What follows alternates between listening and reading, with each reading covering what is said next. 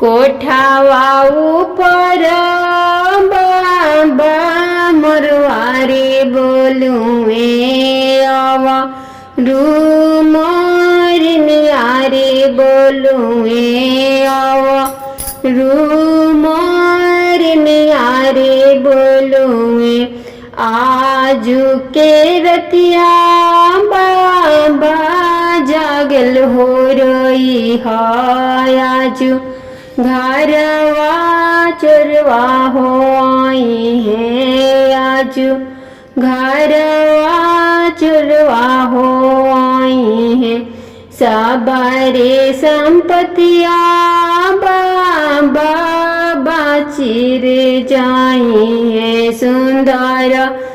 बेटी चोरिया हो जाई है सुंदर बेटी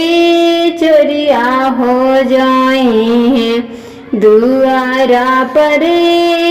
बेटी चौकी दरवा हो रखब अंगना में सिपहिया हो रखब अंगना में सिपहिया हो रखब घरवा भीतर महू जागल हो रहब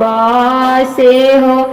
बेटी बची रे जाई है से हो